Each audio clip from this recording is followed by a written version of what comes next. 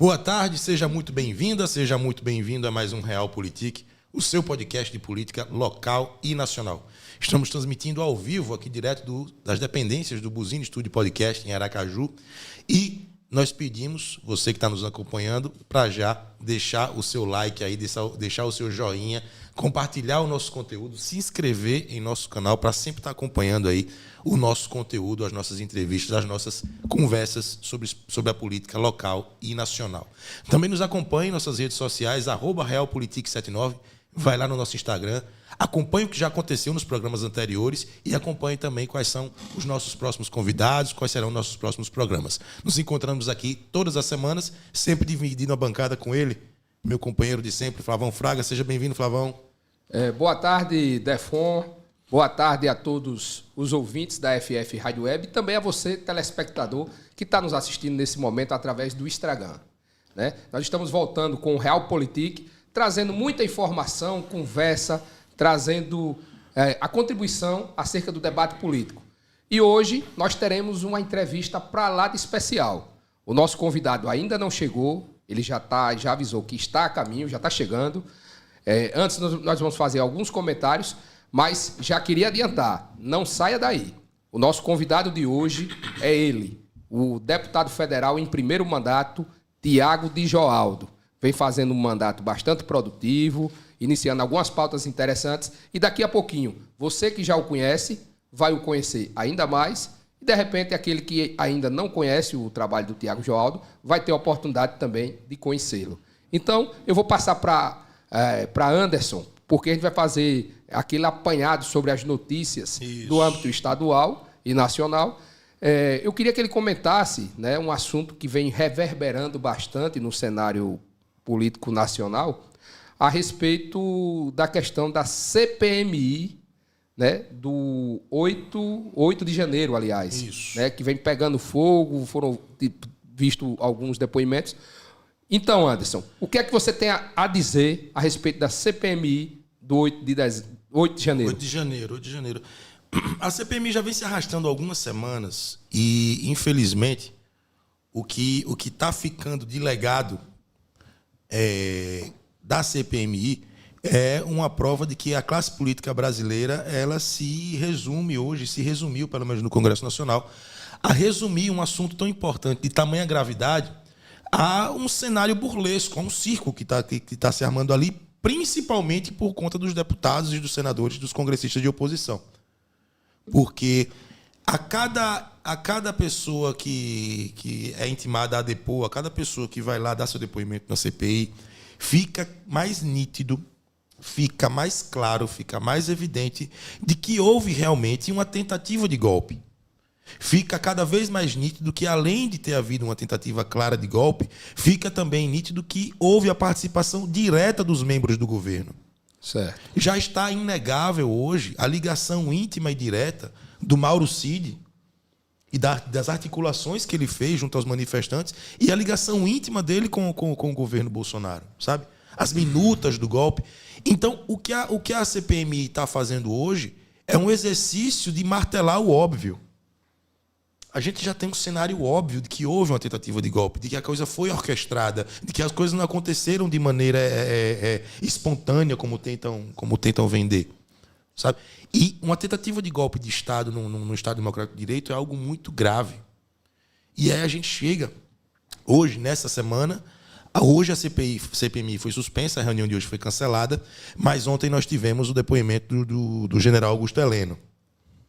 E o general Augusto Heleno também usando ali dos artifícios que tem para tentar tirar da CPMI o foco que ela pertence.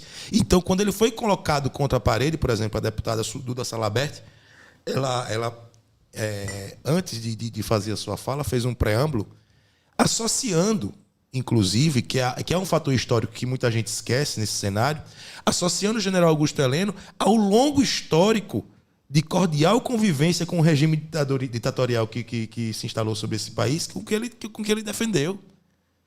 Ele era um defensor claro da ditadura. Ele trabalhou contra a reabertura do Estado quando a gente vivia na ditadura militar aqui no Brasil. Ele foi um dos que trabalhou contra a reabertura do Estado ainda no governo Geisel.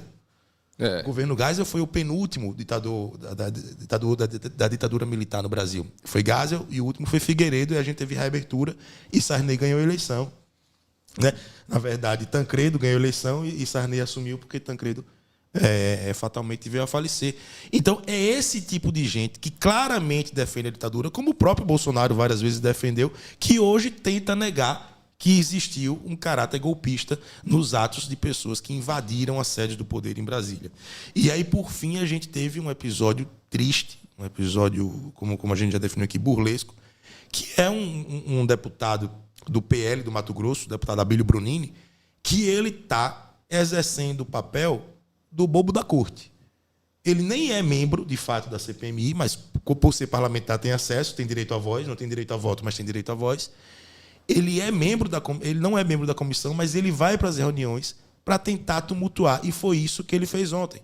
Quando a deputada Duda Salabert estava fazendo os seus questionamentos ao general Augusto Heleno, ele interrompeu aos gritos, interrompeu aos berros, parecendo que a gente estava numa gincana, numa espécie de sei lá, não tem como se qualificar aquele tipo de ato. Só não é um ato de um parlamentar. Interrompeu e disse que não sairia do plenário, depois do presidente da sessão, o deputado Arthur Maia, ter dito a ele que se retirasse, convocou a segurança do Congresso Nacional para retirar ele da CPMI, e ele disse que se negava a se retirar, e isso obrigou com que a sessão fosse suspensa, e hoje não se retomou a sessão. Ou seja, existe uma movimentação clara para tumultuar e impedir que a CPMI cumpra seu papel. E isso, para mim, é uma assunção de culpa. Se eles não querem que a CPMI chegue às conclusões das suas investigações, é porque estão assumindo a culpa, estão assumindo que houve ato golpista, que houve tentativa de golpe e que, sim, os membros do governo tiveram participação direta nesses episódios. E, Flavão, continuando o nosso bate-bola aqui, vou falar em bate-bola, saudações tricolores, ao meu querido amigo flamenguista. Na condição de São Paulino aqui, quero dar a minha saudação. Já não gostei desse programa.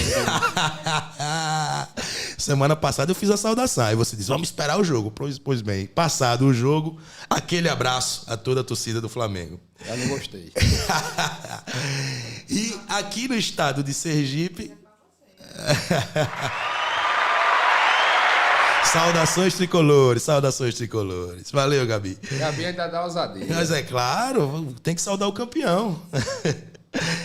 Aqui em Sergipe, Flavão, a gente vem tendo alguma polêmica em torno dessa questão do governo do Estado por conta de uma demanda crescente em relação ao cumprimento do piso da enfermagem. Né? Como você vê isso? Como é que está o andamento dessa questão? Como é que está o diálogo da classe, né, interessada, que é a classe dos enfermeiros, com o governo do Estado e com a sinalização que tem de avanço em relação a isso? Então, o governo do Estado, essa semana já houve ampla veiculação por parte da imprensa, já sinalizou já em relação ao cumprimento já dessa demanda, né, que é direito adquirido. Na verdade, não é uma obrigação, é um direito adquirido da categoria. Sim. Já está sinalizando que agora, a partir do dia 28, já está havendo o cumprimento já do piso salarial dos enfermeiros. A partir do dia 8 de outubro, eles sinalizaram. Em relação a outra categoria também, né, que bastante sacrificada, que veio durante vários e vários anos, né, sofrendo perdas e mais perdas, sem haver nenhum reajuste. Acho que desde o governo de Marcelo Della que não tem reajuste para os professores. Sim. E o governador não havia prometido nada para esse ano. Né? Esse ano, ele assumiu o governo agora, ele prometeu dar uma avaliada para analisar como é que está a situação do Estado, mas já começa a reunir com o Sintese, a conversar, a estabelecer um diálogo, e vai se estabelecer uma mesa de negociação já visando fazer a discussão em relação ao cumprimento, a rediscutir a carreira também do magistério. Então, a gente espera que o governador possa, a partir do próximo ano, já recompor essas perdas salariais do magistério e retomar esse diálogo com a categoria. Interessante. E é uma pauta importantíssima porque a gente acompanhou toda a luta que a classe dos enfermeiros travou para conseguir aprovar esse piso. Estamos recebendo aqui agora o deputado federal Thiago de Joaldo, nosso convidado de hoje. E em breve aqui, vamos ajustar aqui para começar a conversa com ele. Viu, Flavão? Mas como eu estava dizendo, a gente acompanhou o quão árdua foi essa briga dos enfermeiros para conseguir, né, esse estabelecimento desse piso, e mais do que merecido, porque é lei, né? Não, além do fato de ser lei, sempre foi uma luta muito antiga, que ela já se trava há muitos anos, mas veio a ironia do destino da gente perceber o quão importante é a classe justamente num período muito difícil que a gente atravessou aí dos anos de pandemia, e que essa classe carregou a saúde pública, o drama que foi a convivência do sistema de saúde pública com a pandemia. Foi os enfermeiros que carregaram toda a classe, toda as áreas de saúde, né? Mas principalmente os enfermeiros, que com uma luta aí árdua, colocando a própria vida em risco. Antes mesmo da vacina ter sido concebida, né, naquele momento, vários perderam as vidas, principalmente profissionais de saúde, se arriscando para cuidar da gente, né? E enfermeiros, técnicos e assistentes de enfermagem, como linha de frente, né, dos que recebiam os pacientes no hospital. E às vezes eles eram infectados e acabavam levando para suas casas, para seus companheiros. Se colocavam em risco, colocavam a vida de suas famílias em risco. E a gente viu aí que uma profissão como essa não precisaria travar uma luta tão árdua para ter a sua importância reconhecida e isso registrado em valorização salarial de fato. Flavão, vamos começar a nossa entrevista? Vamos sim. Já estamos em frente a ele, né? Queria agradecer a presença. Estamos hoje com o nosso convidado especial do Realpolitik, né? Nessa quinta-feira, à tarde. Você que está nos acompanhando agora ao vivo, e de repente, através das plataformas do YouTube, você pode nos acompanhar a qualquer momento do dia, ou qualquer dia, qualquer momento. Estamos de frente com ele. O deputado federal por Sergipe em primeiro mandato, ele que foi secretário de Educação do município de Itabaianinha, produziu enormes resultados, colocando o município no rol de das melhores educações do país, foi dirigente nacional de gestores e secretários de educação, tem um case de sucesso junto ao seu irmão, lá no município de Itabaianinha, na área de geração de emprego e renda, colocando o município de Itabaianinha entre uma das potências emergentes do estado de Sergipe. E a gente enxerga hoje o Thiago de Joaldo, que é o nosso convidado de hoje, como um novo representante da política sergipana, com um potencial de crescimento. E a gente veio aqui para fazer um bate-papo, Thiago, com você. Inicialmente, agradecer a sua presença, né, de ter vindo devido à sua agenda extensa, e estar vindo conversar com os telespectadores do Realpolitik, desse novo projeto. E queria que você desse primeiro a sua saudação inicial às pessoas que estão nos acompanhando ao vivo, e para que a gente possa começar a fazer as nossas perguntas e você possa respondê-las. Primeiro, agradecer a você, Flavão, e a Anderson também, parabenizar vocês aí pelo projeto, que tem crescido, tenho certeza que vai se consolidar cada dia mais no meio político sergipano. Então, para mim é uma honra, agradecer a quem nos acompanha aqui agora, que vai estar certamente à disposição aí a nossa fala de hoje, para quem não pôde hoje acompanhar em outro momento. Então, à disposição de vocês aqui, meu amigo. Tá certo. Deputado, seja muito bem-vindo também, minhas boas-vindas. E a gente vai começar falando sobre a sua eleição, porque você é oriundo de uma nova safra, que a gente faz uma análise aqui, a gente já fez algumas vezes uma análise, de que a eleição de 2022 ela foi atípica em Sergipe, porque ela colocou, tanto no Parlamento Federal, como é o seu caso, como no Parlamento Estadual, uma coxa de retalho de lideranças regionais.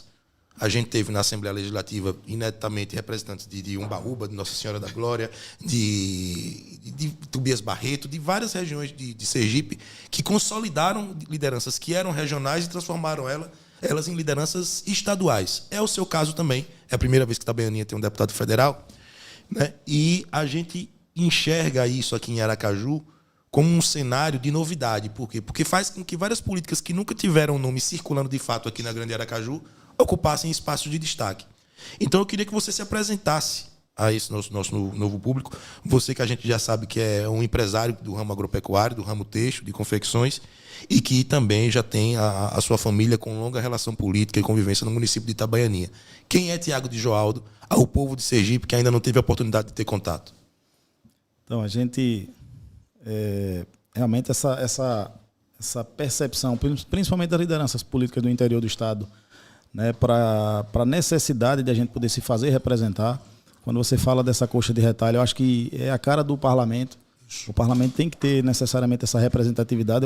Eu confesso que em algum tempo eu fazia críticas à proporcionalidade do processo eleitoral brasileiro, né, e mundial como um todo, porque eu achava que também no parlamento, seja ele municipal, estadual, federal, deveria se respeitar, né, a votação majoritária. Sim. Hoje eu digo que eu mudei de opinião completamente. Na Câmara dos Deputados, principalmente, quando diz que ali é a Casa de Representação do Povo, realmente é. Ali você tem negro, você tem homossexual, você tem índio, você tem médico, você tem engenheiro, você tem advogado, você tem pecuarista, você tem pastor, você tem padre. Então, verdadeiramente, a população brasileira, na sua grande diversidade, está representada no parlamento. O que a gente via aqui no caso de Sergipe era uma concentração muito forte de lideranças políticas eminentemente da capital, da região metropolitana de Aracaju, né, e os interiores servindo basicamente para complementar a votação dessas lideranças, e a gente não se sentia efetivamente representado. A nossa disposição de disputar um mandato de deputado federal à época, em muitas rodas de política, acabou despertando, né, risos, né, desconfiança, falta de crença de que seria possível alguém que não tinha uma tradição política a nível de Estado poder entrar num cenário tão disputado como a gente tem. O Estado de Sergipe é pequeno, a gente só manda 8 deputados federais para Brasília, é o número mínimo que as federações têm.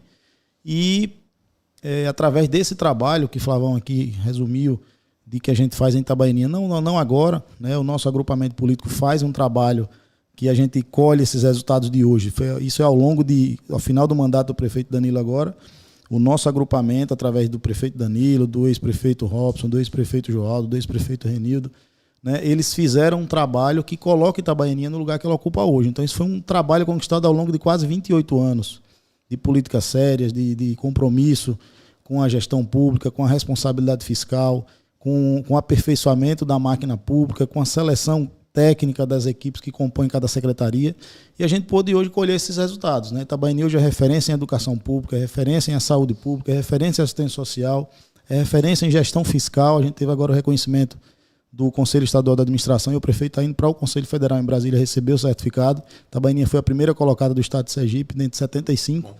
Então, isso acaba demonstrando para a capital, para a região metropolitana, de que tem muita gente boa no interior fazendo gestão pública, né? E eu destaco aqui o prefeito Danilo, mas tem vários outros exemplos. Tem o prefeito Mário de Aquidaban, tem o prefeito Igor do Poço Verde, tem o prefeito Miguel do Porto da Folha.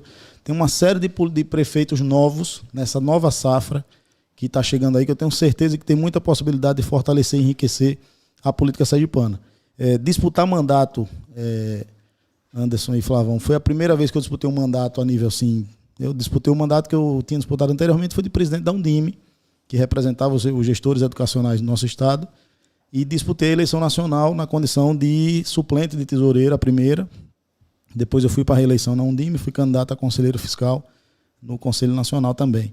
Mas disputar a política foi a minha primeira vez, e a gente foi ancorado na experiência que a gente acumulou ao longo dos anos nos bastidores da política de Itabaianinha, né? Sou formado em Direito, sou advogado e tenho pós em Direito Tributário, né? E estou lá hoje na Câmara dos Deputados representando Sergipe, aprendendo todos os dias, com muita humildade, buscando aqueles que podem enriquecer, né, a nossa bagagem para que a gente possa trabalhar cada vez mais pelo sergipano.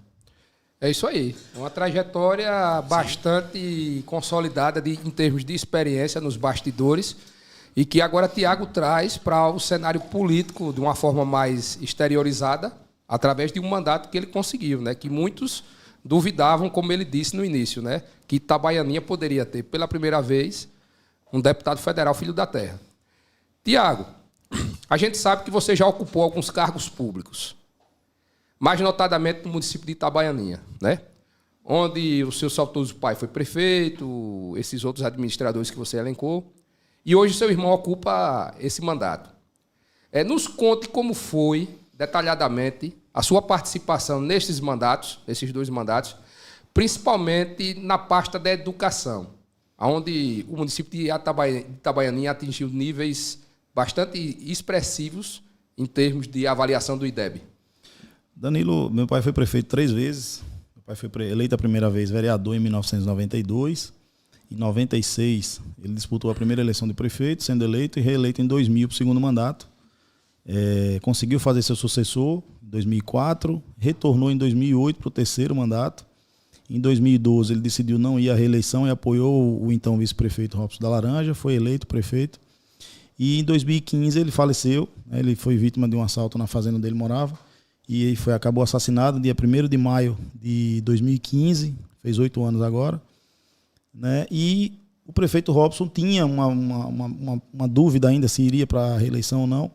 E, infelizmente, depois de acontecido esse fato, ele decidiu, não sei, né, de homenagear o agora saudoso João da Laranjeira, sugerindo o nome do prefeito do então filho do finado Joaldo para sucedê-lo, né? E houve uma comoção, realmente as pessoas queriam talvez prestar essa última homenagem. E eu dizia ao prefeito: olha, Danilo, se acontecer de você sair candidato e ganhar a eleição, eu acredito muito que ainda vai ser Joaldo lhe elegendo, né, pela força política, pelo vácuo que ele acabou deixando aí no coração de muita gente. Agora, daí para frente é com você, né? E aconteceu, Danilo foi candidato a prefeito, foi eleito a primeira vez. Dali para frente ele vem empenhando um trabalho muito forte, um ritmo muito forte de trabalho, né, qualificado, buscando experiências em outros lugares para trazer para o nosso município. Ganhou o direito de sair candidato à reeleição, né, por tudo que ele plantou, por tudo que ele construiu, pela coragem de implantar determinadas mudanças. No segundo mandato, eu assumi uma pasta. Aliás, no primeiro mandato eu assumi a função de secretário de Educação entre 2017 e 2020. Não estava planejado, confesso que minha intenção era não participar da gestão, né? E eu disse a ele que, como ele ganhou a eleição, que a gente tivesse na cabeça de que aquele mandato tinha que ser o melhor de todos que o agrupamento já tinha feito, né? Para que a gente pudesse exatamente ganhar esse reconhecimento da população. E assim a gente fez. Eu busquei as experiências junto com ele do que era que tinha de melhor no Brasil, em saúde, em educação, em assistência, quais são os municípios que estão dando bons resultados e tudo. E a gente começou a fazer visitas e tal, e eu fiquei incumbido de pegar o então nome que nós tínhamos para assumir a Secretaria de Educação e descobri que o melhor sistema de educação público do Brasil estava ali no estado do Ceará. Sobral. Sim, Sobral. E peguei um carro com 2 professoras do município, né, rompemos 1.200 quilômetros, consegui uma agenda com a secretária da época e a gente foi lá conhecer. E voltamos maravilhados com o que a gente viu. E de lá para cá, nos outros 1.200 quilômetros, eu vinha, né, colocando para fora o tanto de ideias que vinham na cabeça que a gente queria fazer para fazer parecido e tal e tal. E no meio do caminho a moça olhou para mim e disse: olha, isso tudo que você está dizendo aí é o sonho que a gente que trabalha na educação queria ver. Mas se eu lhe dizer um negócio, eu não tenho couro para isso aí não. Isso aí tem que ser uma pessoa que tenha um suporte do prefeito, que tenha coragem e tal e tal. Aí tem que ser você, rapaz. Você viu, você veio, você está apaixonado pela causa. Não, você é doido, educação, não tem nada a ver com educação. Até porque no início você teve que fazer alguns enfrentamentos necessários que depois, os resultados... Exatamente o que ela previu. Você não tem o couro para isso. Porque você vai enfrentar sindicatos, você vai enfrentar uma série de situações aí de profissionais que estão num sistema, você vai ter que modificar isso, vai dar muita briga. Daqui a 4 anos vocês vão embora e eu fico. Eu sou concursada. E aí eu fiquei aquilo na cabeça e conversei com o prefeito e tal. E dali a uns 15 dias eu acabei de dizer: olha, prefeito, se você confiar, eu vou abraçar esse desafio aí. E abracei. E tudo que aconteceu dali adiante, né, foi o que a gente previu lá atrás. Muita briga, muito enfrentamento, muita resistência, muita complicação, mas a gente tinha clareza de que estávamos alicerçados num projeto que já havia sido feito em outros lugares, vários outros lugares, não somente Sobral. E pessoas, inclusive, que foram lá buscar as ideias e colocar em prática, e os resultados vieram. Então era meio que uma receita. Se você fizesse mais ou menos parecido, o que estava na receita, o resultado chegaria. E a gente teve muita firmeza, o prefeito principalmente, muita coragem. E a gente conseguiu, já no primeiro ano, né, subir para a primeira colocação do IDEB, no IDEB 2017, que foi divulgado em 2018. O Tribunal de Contas do Estado, através do Ministério Público de Contas, criou um indicador para avaliar a qualidade da eficiência na aplicação de recursos da educação. Itabaianinha ficou em primeiro lugar, repetiu em 2019, veio o IDEB 2019, divulgado em 2020. Itabaianinha se manteve em primeiro lugar no IDEB. Trabalhamos como um DIME para construir o Índice de Desenvolvimento Educacional do Estado de Sergipe, foi o IDESE. Criamos o Pacto pela Alfabetização, que Sergipe era o último do Brasil, uma vergonha, né? E a gente conseguiu conclamar diversos órgãos, diversas autoridades, o Tribunal de Contas, Secretaria de Estado da Educação, Tribunal de Justiça, Ministério Público, representantes dos municípios. Me tira uma dúvida. De Sergipe, Itabaianinha, quando o Danilo assumiu, estava em qual posição antes no início? Salvo engano, 38ª. Eu não tenho certeza não, mas salvo engano era 38ª. Senhor salto. Continue. E aí a gente conseguiu conclamar essas pessoas para dizer o seguinte a eles, que era uma agonia que a gente tinha como representantes dos municípios. Olha, por exemplo, se o promotor da cidade abraçar a causa do combate às salas multisseriadas, o trabalho é muito menor. É um absurdo ainda, em pleno século XXI, essas salas. Muita gente, não sei se talvez algum ouvinte possa não saber o que é. Entender. É você ter um filho de 8 anos, que estaria ali no 2º ano, 3º ano, por exemplo.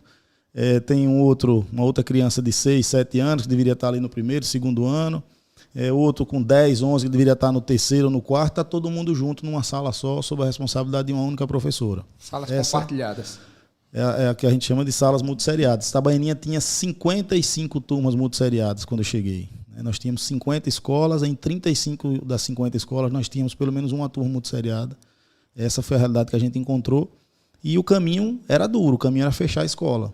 Para qualquer leigo que ouça o prefeito ou o secretário de Educação defender o fechamento da escola, o cara vai chamar você de criminoso. Eu vi isso de um juiz que eu convidei para palestrar lá, uma pessoa que eu admiro muito, né? E ele comentou sobre uma situação parecida no município dele, né? Que ele aconteceu de um prefeito querer fechar a escola e ele fez o enfrentamento desse prefeito fechar a escola, é um irresponsável, e eu ri no canto, porque eu tinha fechado 12 né? Naquele mesmo período, então, mas isso talvez eu também tivesse uma opinião diferente se eu não tivesse mergulhado e percebesse o quanto o número exagerado de escolas causava de resultados negativos para quem estudava em escola pública.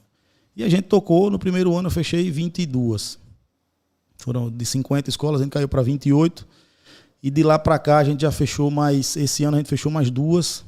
Nenhum não fechou totalmente, o prefeito manteve as turmas de educação infantil no povoado. Aí nós pegamos essas 2 escolas, os alunos do fundamental, e levamos para uma escola nova, que o prefeito refez, uma escola linda, grande, com quase 18 salas. Tem algum tipo de problema, tiveram algum tipo de problema, assim, o gargalo, na realocação desses alunos? Não, a gente tem escola hoje, se você perguntar, a estrutura de escola que a gente está buscando melhorar todos os dias. É de primeira a estrutura. Mas em termos de quantidade, a gente a receberia bem. Inclusive em termos de custo. O prefeito reduziu porque queria botar mais transporte para gerar mais cargo para padrinhado político. Pelo contrário, a gente reduziu despesas nas escolas, reduziu despesas no transporte. A gente qualificou o trabalho, porque você acabou dividindo os alunos sala por sala, né, e os resultados continuaram vindo. E a gente tem defendido isso. Na época eu não contei com o apoio, por exemplo, do Ministério Público para ir comigo nas reuniões com os pais. Eu não contei com o apoio do sindicato para ir fazer as visitas às comunidades. Não, eu acho bacana, o sindicato dizia, eu acho bacana, vá lá, secretário, mas eu não vou porque, rapaz, você sabe que é importante, vamos com a gente. Eu nunca tive. Né? De verbo, eu tive muita incentivo. Agora, de presença, de ir lá junto para comprar a briga e dar aquela palavra de autoridade que o professor tem, né, através do sindicato, eu não tive. Mas a gente levou. E o prefeito, inclusive, teve um desgaste político muito grande, porque a nossa oposição era liderada à época por um professor. E a campanha de 2020, o prefeito colocou, inclusive, em xeque, porque muitas dessas comunidades, foram 22 comunidades impactadas, né, essas pessoas justificavam não querer votar mais no prefeito porque ele fechou a escola da comunidade.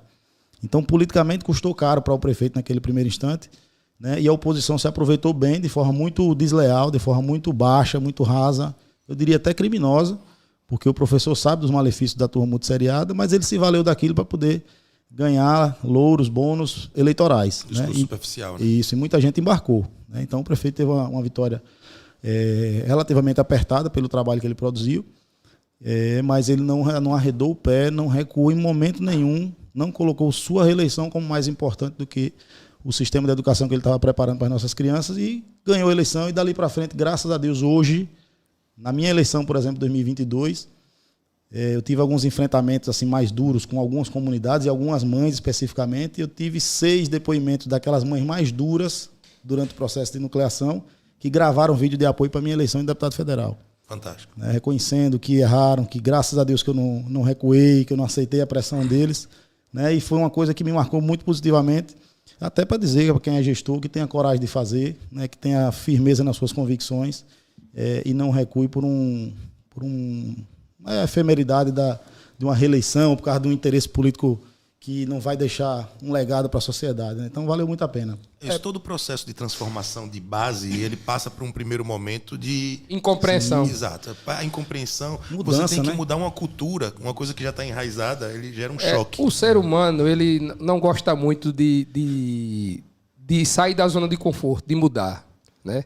Quando tem aquela mudança assim, né, principalmente que gere um desconforto, né?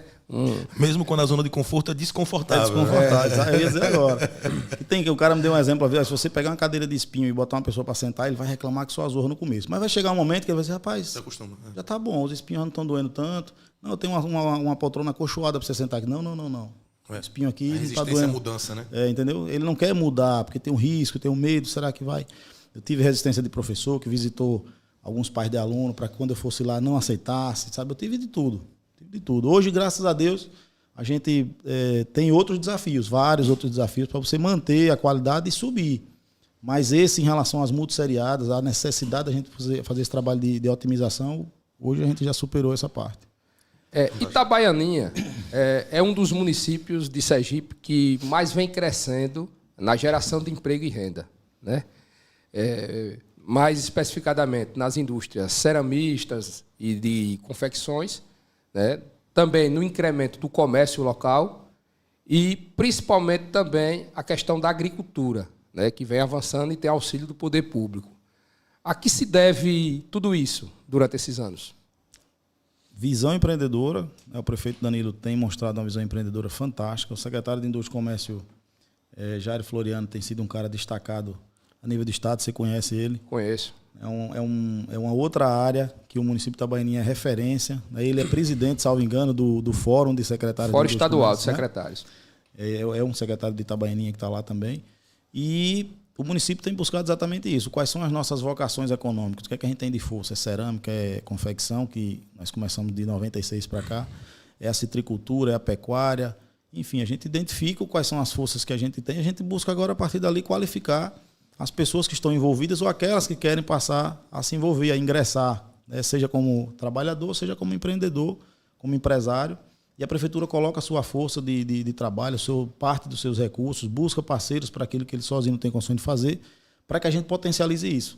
Tem sido assim com as confecções. O prefeito tem hoje uma escolinha de confecções que consegue fazer o básico da confecção para dar noções para quem quer trabalhar no setor, né? E a gente tem tido resultados maravilhosos, 60%, 70%, depende da época, 65%, 45% das turmas já saem do curso com uma destinação de trabalho. A gente tem essa interlocução com as empresas de confecções, que elas fazem as demandas e a gente vai direcionando. O prefeito agora na área de cerâmica tem uma demanda antiga do setor cerâmico, que é outra área extremamente importante para a gente, que é a questão do licenciamento ambiental. A gente dependia muito da ADEMA e da burocracia que a ADEMA tem, pelas questões próprias que a gente não conhece, mas que era uma coisa muito cobrada pelos E até pelos porque a empresários. logística, né, cuida do estado todo, né? Exato, às vezes pouco funcionário, aquela coisa. E o prefeito, né, agora, nesse segundo mandato, a gente caminhando na eleição do deputado federal, nós ouvimos muito essa demanda, que eu visitei várias cerâmicas do município, e foi uma reclamação muito grande, e a gente assumiu o compromisso de colocar o licenciamento ambiental pelo município. Itabaianinha hoje, acho que é o segundo, salvo engano, é o segundo. O primeiro foi Itabaiana, o segundo agora é Itabaianinha, a ter um licenciamento simplificado. No caso, há uma Secretaria Municipal de Meio Ambiente. Nós temos a Secretaria de Meio Ambiente e agora tem um departamento de licenciamento ambiental. Ele liberou o licenciamento pelo próprio município. A ADEMA hoje é parceira do município, o município contratou esses profissionais e a ADEMA entra dando suporte, orientando, ajudando, né? Então, isso agora passou a ser responsabilidade do município. Isso aí, queira ou não queira, melhora o ambiente de negócios. Muito. Porque o grande empresário, quando ele chega, ele quer, além da viabilidade, ele quer facilidade. Exatamente. O prefeito chega Rapidez. e diz, Que é a estrutura pronta, né? já tem infraestrutura, tem uma questão tributária que eu vejo que vocês já ajustaram na legislação, que atrai, e diz, e a gente tem o licenciamento próprio, a gente vai agilizar os processos dentro da legalidade. Você não disputa com o Estado, você disputa com o município. Isso. Tem uma empresa ou uma equipe dentro da sua estrutura do município hoje voltada para isso. Então, na confecção, na cerâmica, em qualquer área que você precisa do licenciamento, é na prefeitura que você vai resolver. Você não precisa mais vir para o Estado. Então, isso, como o Flavão falou, é um diferencial extremamente atrativo para quem precisa. Aí você vai para a citricultura, o prefeito tem um projeto Novo Tempo no Campo, que coloca frutas ou mudas de laranja, de tangerina, de limão à disposição da sociedade, coloca apoio técnico de engenheiros agrônomos, de técnicos agrícolas e horas de trator para aquelas famílias que também não podem pagar né? O prefeito coloca, a depender da época, 12, 13, 14, 15 tratores, né? Circulando todo o município para poder atender essa demanda e ajudar o produtor do campo a se fixar lá, gerar renda ali, né? Melhorando a qualidade de trabalho dessas pessoas. E o comércio, carretas do Senai, carretas do Senac são colocadas permanentemente, atendendo demandas do comércio, mas também da indústria, também do campo. Pra você ter uma ideia, o prefeito conseguiu um curso do Senai para tratoristas, conseguimos concluir com 12, foram 13, todos os 13 saíram com carteira assinada, já com destino certo para trabalhar. Né? Para você ver, quando você consegue identificar a demanda, você escuta o produtor, eu estou com dificuldade em trator, não tenho tratorista, estou com um trator parado, o cara... Aí você vai lá, busca o parceiro, coloca o curso, ajuda a gerar emprego e renda, já faz a colocação dele no mercado. Agora a gente está identificando, eu vim com a diretora do SESC Senat Sergipe no avião, voltando de Brasília, e a gente tem levantado a bandeira muito grande da questão da CNH social, e o SESC Senat se colocou como um aliado nessa busca, para a gente tornar isso uma realidade aqui no estado de Sergipe. E ela dizendo que tem demandas de colegas dela lá de Goiás, por exemplo, tem carretas e carretas paradas nos pátios, porque não tem caminhoneiro. Né, para você ver, então...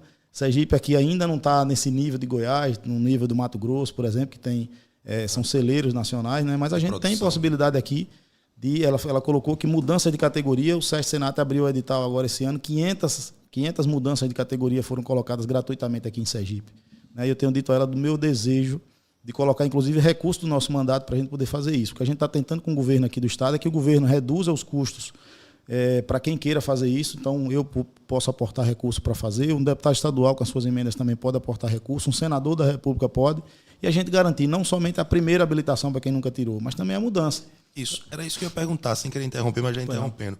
A gente está falando aqui da viabilidade da implantação do CNH Social, mas explique para quem está assistindo a gente da base, como é que funciona esse processo, esse projeto do CNH Social. E a fonte de financiamento disso aí. Exato. Olha, nós aprovamos agora em maio, salvo engano foi maio, nós votamos um projeto em Brasília, na Câmara dos Deputados. Eu tenho um projeto lá meu de CNH Social, né? Foi um projeto muito mais denso, um projeto mais detalhado. E o líder do governo, o deputado Zé Guimarães, apresentou um outro projeto de um artigo só.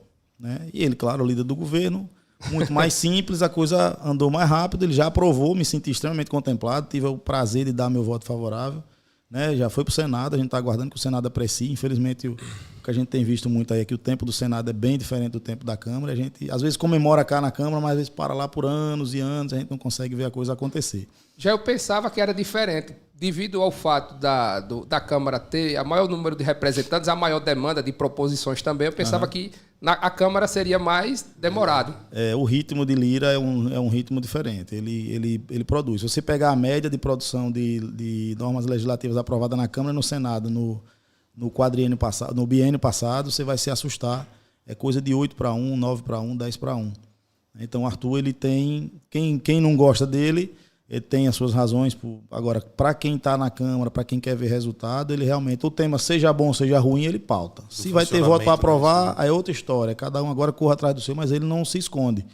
Ele não tem receio, ele, diferentemente do presidente do Senado, que é um cara mais parado. Então, a gente tem expectativa que a CNH Social seja apreciada no Senado, vá para o governo sancione e regulamente para que a gente possa ver isso colocado para todos.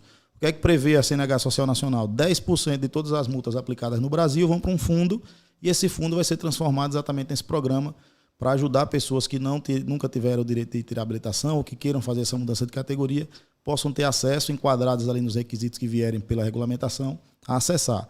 O que a gente quer aqui no Estado... E cobre despesas com autoescola também ou só a taxa? Tudo. Tudo, né? Cobre tudo. Fantástico. Cobre tudo. Aqui no Estado já existe uma legislação. Né? Belivaldo aprovou, salvo engano, em 2019, foi 2021. O objetivo dele era colocar mais ou menos 1.200, salvo engano, 1.500 habilitações ano. Né? Só que por questões técnicas, eu estive no Detran, conversei com o pessoal, e o Detran não conseguiu implementar como eles gostariam. Né? Acho que até hoje o Detran não conseguiu entregar nem 300 habilitações. Eu não sei, eles estavam tentando ainda superar algumas dificuldades essas dificuldades técnicas para poder implementar. No governo Fábio colocou esse desafio sobre a responsabilidade da Secretaria do Trabalho e Emprego. E o critério objetivo disso aí é só a pessoa fazer parte do CAD único? Não, tem alguns outros. No caso da primeira habilitação, né, ele era uma coisa mais, digamos assim, mais objetiva nesse sentido de só CAD único. Nesse do CNH Social que a gente trabalha, a gente prevê também para profissionais seja mototáxi, seja taxista, seja motorista de aplicativo, seja veículo para sobreviver. Principalmente para regularizar uma situação fática que já existe e que a pessoa está correndo risco de sofrer um acidente ou de ocasionar um acidente em terceiro e não tem um documento. O cara trabalha de mototáxi, como muito acontece, não tem condições. No interior, principalmente, a gente sabe que mas cadê a habilitação? O cara aprendeu, amigo, ele está se virando, ele vai passar fome, não? Tem que facilitar o acesso de uma habilitação, de um documento para que ele possa estar dentro da legislação e não ande com medo. Uma blitz da polícia e tal, o cara parece doido na rua, né? Parecendo que é bandido, está fugindo de um assalto. Não é essa a intenção. Então, o que a gente está buscando com a Secretaria de Trabalho hoje, aí nós buscamos essa parceria com o SESC Senat, é para que a legislação aqui do Estado ela siga mais ou menos o que a gente almeja a nível nacional, que não seja somente para a primeira habilitação, como foi concepcionado no governo de Belivaldo, mas que a gente amplie também para a mudança de categoria, né? O governador manifestou muita simpatia em relação ao projeto. Com essas quedas de receitas aí que tem tido, a gente percebe que há um certo freio, assim, olha, vamos aguardar um pouco, porque isso aqui pode gerar um custo a mais, o governo, mas é um projeto que eu vejo, o senador Alessandro, por exemplo, colocou, salvo engano, 300 mil para esse projeto esse ano, e todos os parlamentares, eu falo por mim, mas eu vejo a simpatia nos demais, o governo colocando isso em prática, ele vai ter muita ajuda dos deputados federais e senadores e dos deputados estaduais também, para que a gente possa garantir esse direito que acaba impactando naquele direito básico da Constituição de ir e vir. Exatamente. Quantos brasileiros não conseguem ir e vir porque não têm acesso à habilitação, né? Então, a gente tem colocado essa pauta como uma das nossas principais, a gente tem batalhado por isso. Vou ver se nos próximos 15 dias eu consigo retomar esse debate. Inclusive, coloquei o meu projeto de lei para o SESC Senat, mandei hoje para o diretor. Estou agendando uma visita na CNT, na Confederação Nacional de Transporte, para que a gente possa construir alguma coisa lá que talvez ajude nessa busca do presidente do Senado, para a gente pautar esse projeto mais rápido e a gente poder ampliar esse benefício. Então, a gente chegou em CNH social, mas falando do que a gente tem colocado para o nosso município, né, o que é que a gente tem incentivado na área econômica, a gente traz isso também para nível de Estado, porque a gente vê o esforço, a preocupação do governo em atender a necessidade de geração de oportunidade de trabalho para a população, e a CNH social seguramente é uma das alternativas que o governo tem para gerar oportunidade de trabalho para quem precisa.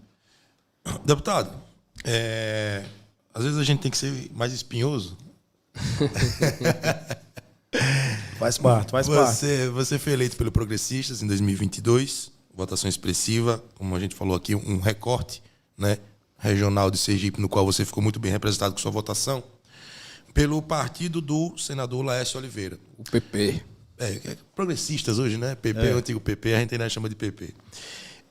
No entanto, de alguns meses para cá, vem sendo pautado pela imprensa política sergipana um azedamento da relação aí entre você e o senador Laércio Oliveira.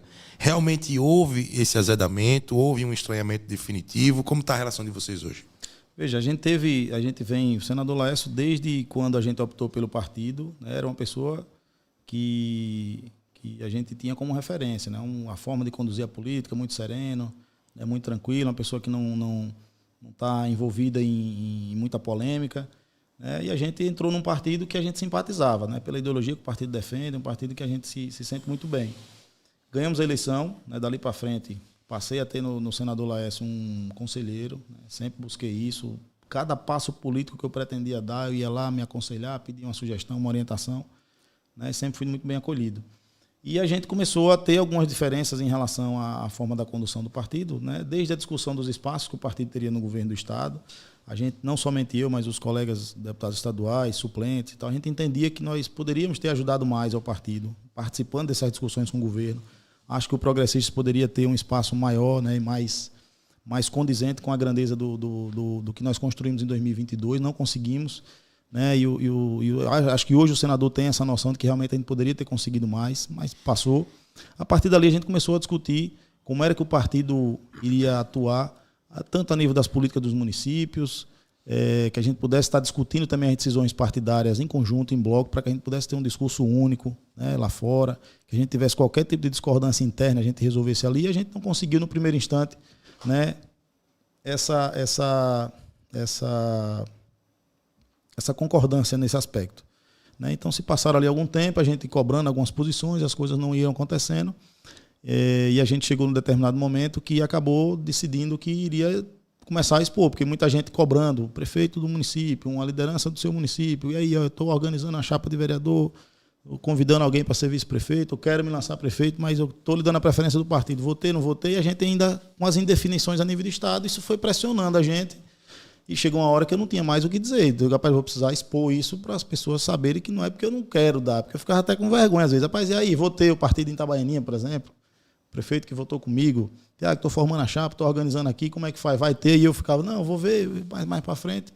E isso demorou, né? E acabou que a gente levantou essa discussão, mas sempre de forma muito respeitosa, nunca parti para fazer críticas pessoais, porque não é também a nossa forma de fazer política, né? E graças a Deus, sábado passado, a gente conseguiu ter esse momento, né? Foi um momento bacana demais, né? O senador nos convidou a mim, o deputado estadual Neto e o deputado estadual Luciano Pimentel, e discutimos os 75 municípios de Sergipe. Saímos de lá com praticamente 25, 30 municípios já resolvidos, né? Marcamos de ter outra sequência, outra rodada de conversa para definir alguns outros que ficaram pendentes e tudo, e acredito, né? Disse ao senador, disse aos deputados, disse aos integrantes lá do partido, que era aquilo que a gente buscava. Tinha, sabe, talvez o tempo, e a gente compreende, talvez o meu tempo não é o mesmo do senador e vice-versa, mas hoje eu considero que essa dificuldade, eu acredito que o PP hoje começa a caminhar efetivamente para continuar na sua linha de crescimento que nós conquistamos em 2022. Então, nessa situação do PP, a gente considera já um fato superado. Você falou aqui que um dos fatores que você analisou e que começou esse estranhamento foi você julgar que havia uma subcontemplação no Estado. Você achou que o partido estava menos contemplado do que devia com o espaço no Estado. Hoje essa situação está resolvida. Quem representa o Progressistas no governo Fábio Mitidieri? Veja, eu digo que foi subcontemplado porque o que o senador tinha quando era deputado federal, somente ele no mandato de deputado federal, foi a mesma coisa que ficou agora em 2023. Com o senador e você como federal. Né? E os dois estaduais que a gente tem na Assembleia, né? Então, o momento dessa discussão era ali no final do ano passado, né? Antes do governador assumir. Depois do governador assumir, já ter tido compromisso com outras pessoas, não há da minha parte hoje pressão para o governador fazer isso ou aquilo. Disse a ele, inclusive. Então, acho que naquele momento ali da construção, o partido poderia, se tivesse com essa unidade, se tivesse com esse grupo todo lá junto com o senador discutindo os espaços, que a gente poderia estar ajudando ao governador, né? Dentro do governo, a gente poderia ter conseguido alguma coisa a mais, mas a gente busca agora aperfeiçoar e tirar o melhor proveito possível para a Sergipe, né, com os espaços que a gente tem, dando o melhor que cada integrante tem, ocupando as vagas ali no Estado. Então, no Estado, em termos de espaços de ocupação de cargos, o deputado Tiago de Joaldo não indicou ninguém. Não, ninguém. E você deve isso a falta de interlocução do governador entre ele procurado, ou você acha que foi um erro de condução somente de Laércio de não ter estreitado essa conversa, de ter levado essa demanda e essa importância de que houve ampliação, o partido hoje tem um senador que não tinha e manteve uma vaga de deputado federal? Você acha que faltou esse encaminhamento por parte de Laércio? Eu acredito assim, o senador, ele já tinha me dito algumas vezes, durante 3 eleições de deputado federal, ele era praticamente sozinho no partido. Então, não havia um costume por parte do senador Laércio de estar tendo essa preocupação, digamos assim, de estar buscando espaços para correligionários ali a nível de Estado e tal. E acabou que isso levou a conduzir essa discussão agora para 2023, mesmo com o crescimento forte que o partido teve, da mesma forma. Então, e o governador contemplou o PP. Então, para o governador, eu não tenho o que reclamar. O partido está contemplado. Tá, aqui, o espaço é esse. Ou seja, o partido cresceu. Porque tinha um deputado federal e tinha alguns estaduais. Só tinha um estadual antes, né? Acho que... Pimentel, depois que veio o Mário... Capitão Samuel, acho que veio no final. Aí quer dizer, tinha um tamanho X, a partir da vitória dele, aumentou o tamanho e ficou com o mesmo quinhão e com as mesmas pessoas dentro desse quinhão. Isso. E não houve uma discussão com o Neto Batalha e com o Tiago e com os outros que ficaram de suplente para fazer uma rearrumação e uma ampliação desses espaços. Olha, o governador, até fazendo justiça a Fábio, ele tentou convencer o deputado Luciano Pimentel a assumir uma secretaria. Para Luiz assumir. Exato, que foi o compromisso que Fábio fez com o Luiz. Não foi pelo governador que isso não aconteceu. Foi o Luciano. O Luciano tinha concordado, depois ele acabou repensando e decidiu não aceitar. E, infelizmente, Luiz Fonseca não assumiu o mandato na Assembleia. Poderia ter sido ali a oportunidade do partido ter conseguido algum espaço maior. E a gente poderia ter à vontade, eu digo sempre, tem partidos que buscam esses espaços apenas para acomodação de cargos, né? Eu acho que o o meu pensamento, pelo menos, vindo dessa linha que eu acabei de dizer aqui, da gestão que a gente faz no município de Itabaianinha, seja lá qual fosse o espaço que eu fosse ocupar, eu iria levar para lá para dentro o máximo de qualificação em gestão que eu pudesse levar e resultados efetivos para que a população pudesse colher através daquele espaço que a gente ocupasse. Então era mais nessa linha, mas hoje mesmo não ocupando, a gente busca ajudar o governador, ajudar a equipe do governador, né, a prestar o melhor serviço possível para o governo, para a população sergipana. Outra dúvida, em termos de indicação de espaços, houve a interlocução do senador Laércio como líder maior do partido e tem uma patente de cargo maior, que é o senador. Em termos de... Quando houve a contemplação por parte do governo federal, dos espaços no governo federal, ele consultou você, conversou com os demais para saber fazer quando foi fazer a indicação do espaço no governo federal? Não, no caso federal já é diferente. Aí cada um faz a própria condução das suas conversas. Então o governo chama cada deputado, pergunta se tem interesse em ocupar alguma coisa das representações que o governo federal tem no estado, né? Eu também abri mão de fazer indicações a nível de Sergipe. A gente porque você foi o único parlamentar sergipano que não fez uma indicação direta. Exatamente. Eu não fiz, eu tinha manifestado o interesse inicial de um determinado espaço, até porque haveria capacidade de execução e isso deixaria a gente mais à vontade para fazer o tipo de trabalho que a gente gostaria, mas não deu certo. Então eu acabei abdicando daquilo dali, deixando à vontade que o próprio governador ou os nossos colegas da bancada pudessem ocupar, né? E tenho sido muito bem recebido em todos os espaços que os colegas deputados e senadores indicaram no Estado, então eu não tenho que reclamar de nenhum dos órgãos federais aqui no Estado em termos de atendimento das nossas demandas.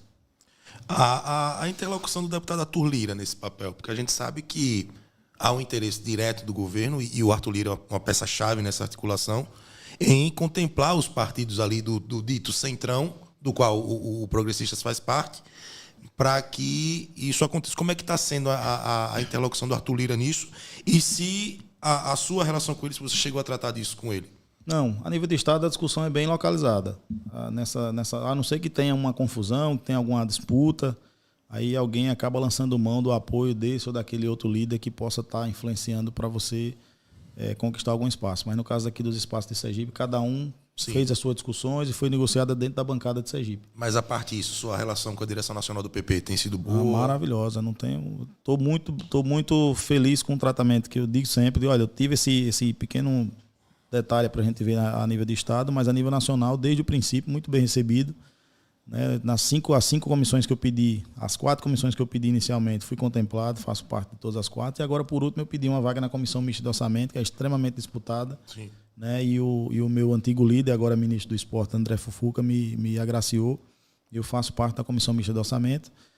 O senador Laércio também Oliveira. Nós dois somos os 2 parlamentares sergipanos que estamos lá, todos 2 do Progressistas. Né? Então, a nível de partido, né, em Brasília, a gente está muito bem servido e muito bem atendido por eles. Tranquilo. Deputado, a gente passou agora. A parte essa questão de você ter feito ou não a opção de participar do governo federal ou de indicar participação do seu grupo político no governo federal, a gente viveu em 2022 uma eleição muito polarizada e que todo mundo que acompanha a política viu como o processo se deu. Como você se posicionou naquela época e como você avalia o governo Lula hoje, independente de qual tenha sido sua posição naquela época? E outra coisa, eu queria saber, o tratamento que Lula está dando ao Legislativo, como é que tem sido também? Certo. Interessante. Eu, na eleição de 2022, eu votei em Bolsonaro, primeiro e segundo turno. Na verdade, a nível nacional, nunca votei no PT. A nível de Sergipe, já votei em Marcelo Deda para governador, votei em Rogério, né, uma vez para deputado federal e 2 vezes para senador. Mas fora isso, eu nunca votei no PT. Votei em Bolsonaro, não que fosse o candidato que eu imaginasse que fosse o melhor dos mundos, mas naquele momento a gente acaba escolhendo aquele com quem você acha que pode representar melhor o que você acredita. E naquele momento eu enxergava isso em Bolsonaro. Torço, hoje, sendo muito franco, né, de que o centro-direita brasileiro consiga encontrar outros caminhos.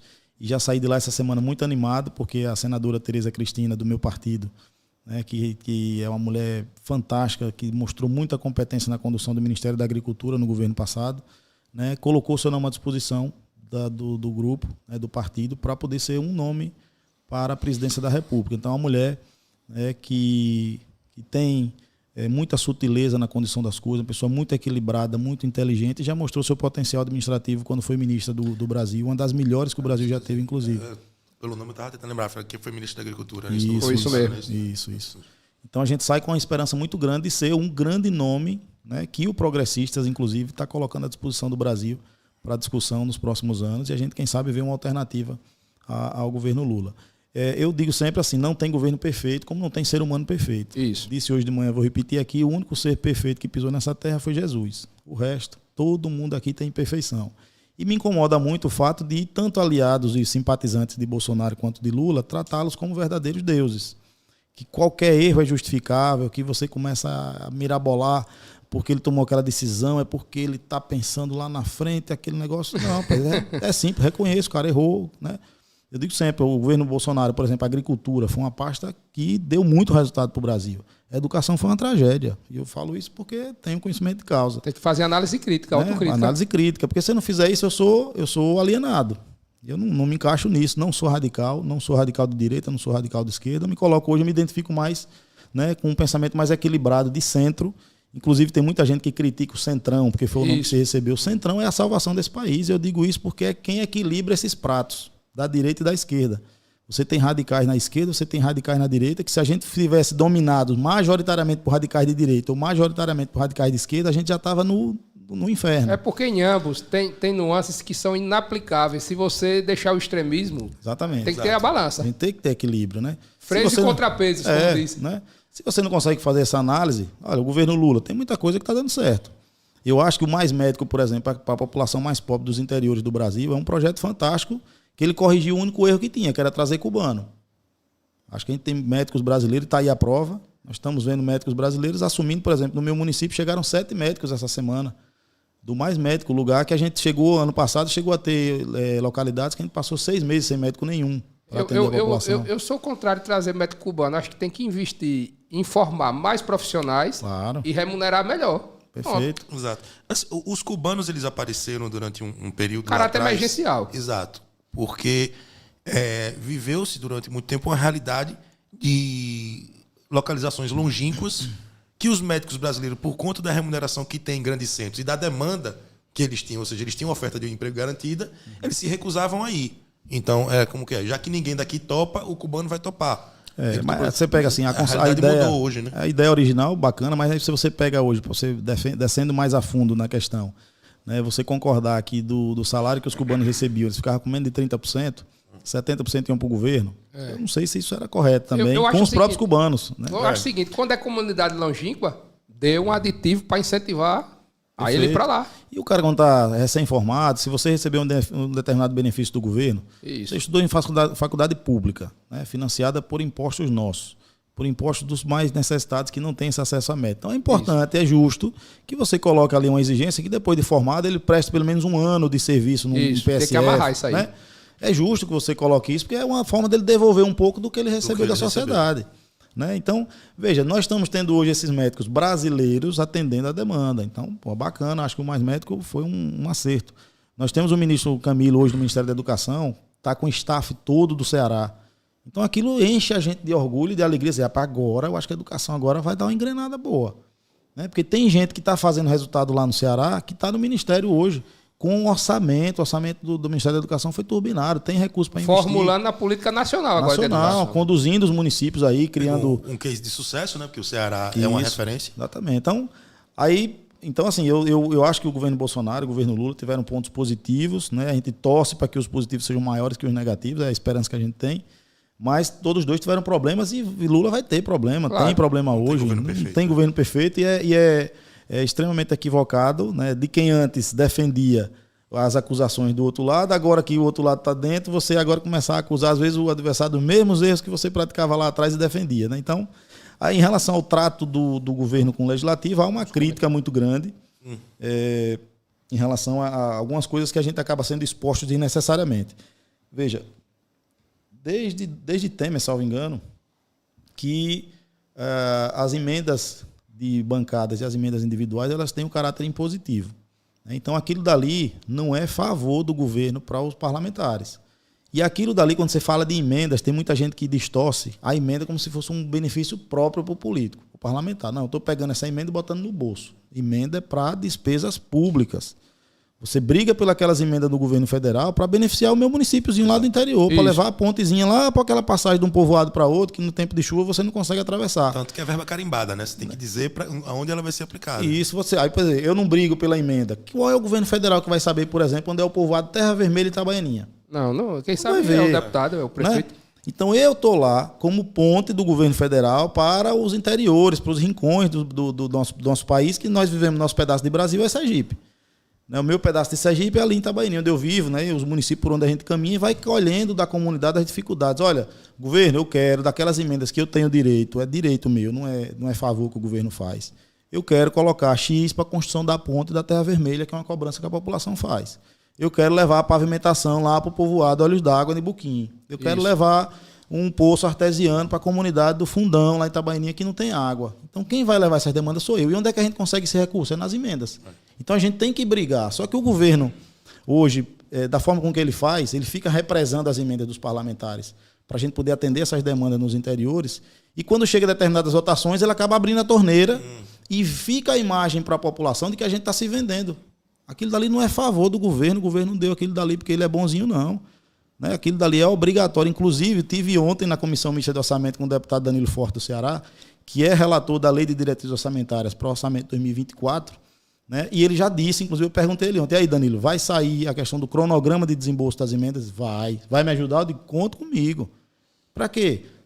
Para que a gente tenha certeza, a clareza de que eu vou botar minhas emendas individuais esse ano, vou dizer para quais municípios vão, quais são as obras, quais são os benefícios, e eu possa chegar para o prefeito e dizer, olha, prefeito, ano que vem, até o mês tal, 30%, 20% do recurso sai, até o mês tal, mais 20%, 30% do recurso sai, até o mês tal, e até o final do ano você recebeu o valor todo.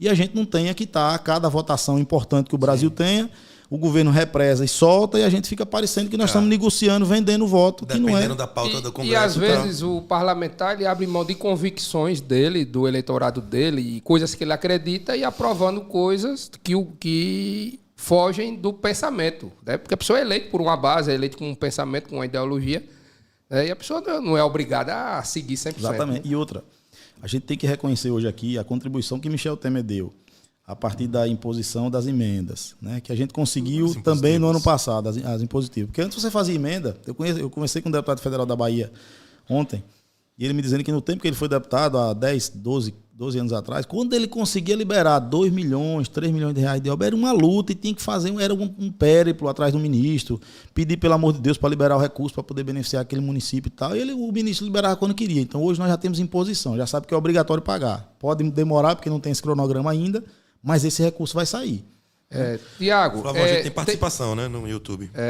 Temos aqui 2 recados aqui. Tem Alencar Santos, parabéns Flávio e a Defon pelo trabalho. Obrigado. E ao deputado, nosso respeito pelas ações. Deputado, tem alguma emenda destinada ao município de Santa Luzia do Itaí? Alencar é lá de Santa Luzia, foi meu colega no curso de Rádio e TV. Bacana. Eu tive ontem recebendo a visita de 7 vice-prefeitos, dentre eles estava a vice-prefeita de Santa Luzia, levando suas demandas, deixou solicitações. Quem mandou um abraço também foi Júnior de Leonídia. Isso. Júnior de Leonídia. Estivemos agora almoçando não, batendo um papo aqui quase no horário do almoço. Boa tarde, meu amigo Flávio, parabéns pelo programa, um abraço ao deputado Joaldo. Ele apoiou também o deputado Geórgio, Júnior de Leonídia, gente boa. Isso, apoiou o nosso amigo Capitão Samuel. Tem alguma emenda para Santa Luzia já? Estamos trabalhando, a gente está buscando agora fazer essa catalogação das demandas que a gente tem para o Estado, os compromissos que a gente havia assumido já. A gente recebeu hoje a informação de quanto é que vai ser o valor das emendas de bancada, que tinham passado uma previsão, hoje mudaram. Então a gente agora vai ter terça e quarta-feira da próxima semana, a bancada de Sergipe vai estar recebendo na terça o governador do estado para falar sobre as prioridades que o estado vai colocar para a bancada. E na quarta-feira a gente vai estar recebendo os prefeitos também para que eles coloquem necessidades. E a partir daí a gente começa a discussão dentro da bancada das 15 emendas que a bancada tem direito. Nós temos 3 que vão se repetir e uma quarta aí que está se avaliando, tem mais 11, praticamente vai ser uma emenda de bancada para cada parlamentar. Então, a partir daqui é que a gente vai começar a fazer essas análises aí para definir o que é que vai ser para 2024.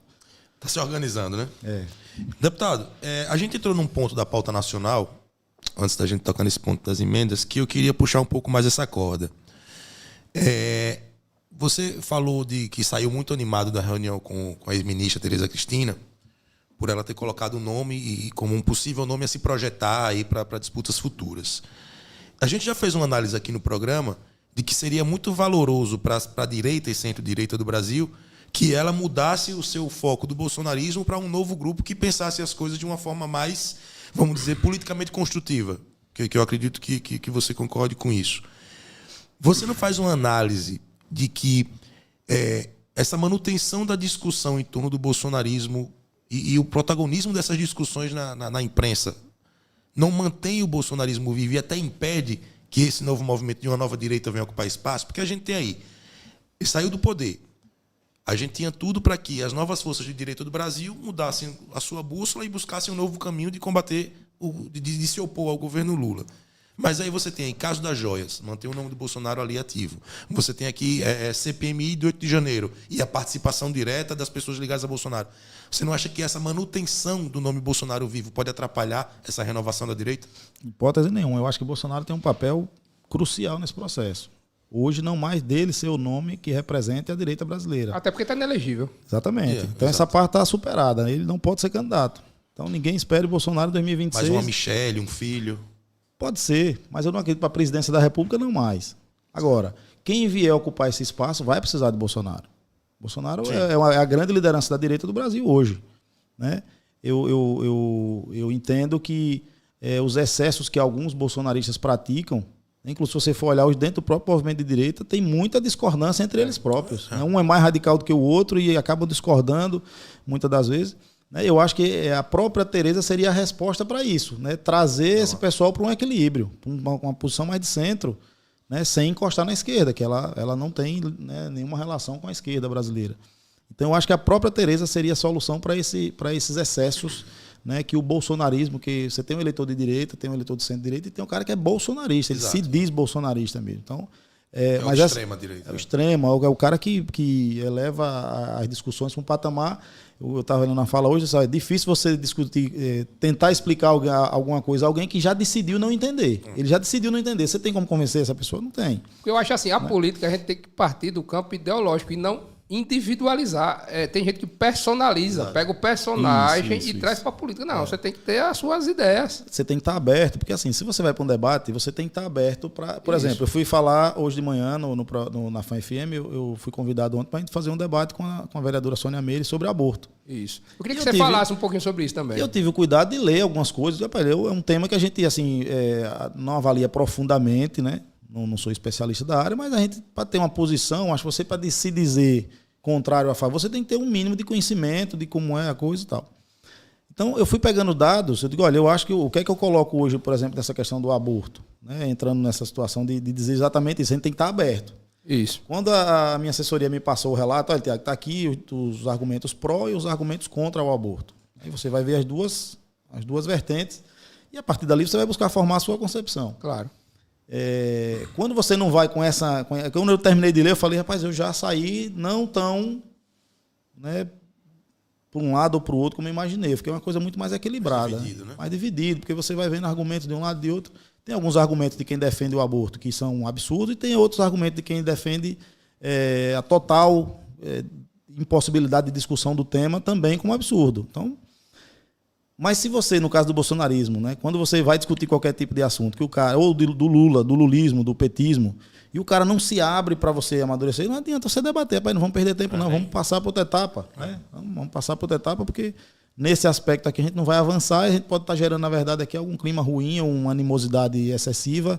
É melhor você evitar. Não agrega. Né? Não agrega. Né? Então, assim, ainda falando da questão de Tereza, eu acho que a própria Tereza pode ser uma das pessoas que traz a resposta, né, para esse distensionamento, para as pessoas que defendem uma alternativa ao governo Lula, ao governo do PT.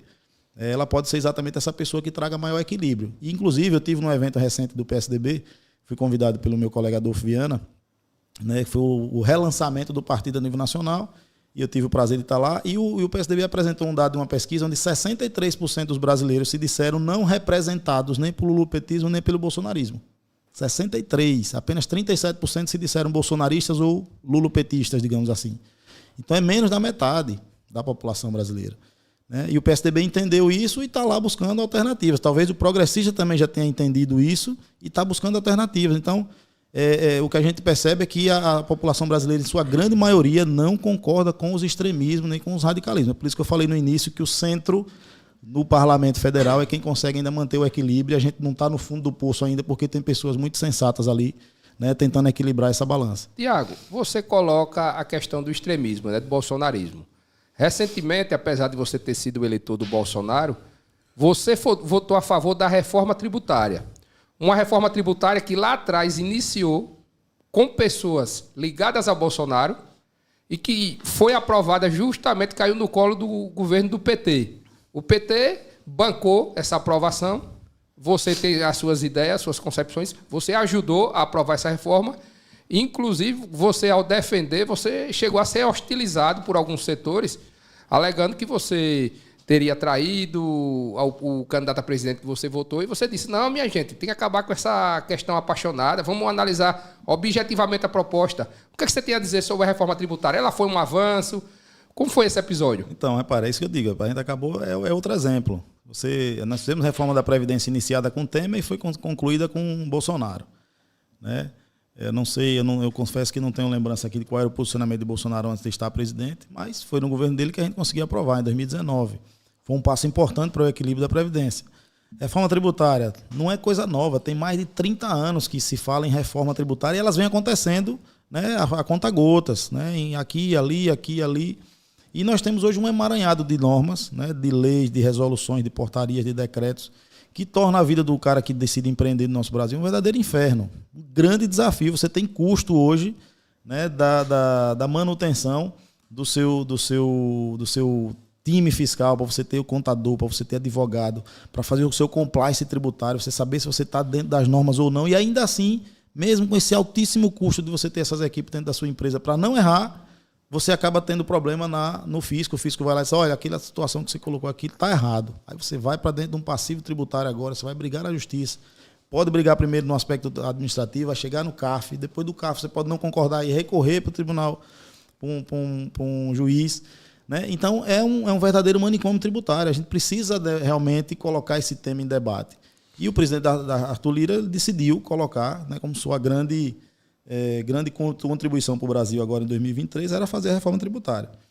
Então, foi uma discussão que começou agora, repito, não, tem mais de 30 anos que ela acontece. Só a proposta que foi aprovada agora na Câmara já tinha 4 anos que estava tramitando lá na Câmara, né? Começou lá com o deputado Baleia Rossi, com o senador, que me falhou o nome agora, no Senado. Eram duas PECs, né? A PEC 45 e a PEC 110, salvo engano. Então, eles juntaram os dois textos ali e buscaram contrapontos. E o que é que Lira fez? Ele pegou agora, formou um grupo de trabalho e deu um prazo de 90 dias para que eles apresentassem um relatório. O que é que aconteceu nesses 90 dias? Intensificação de debates.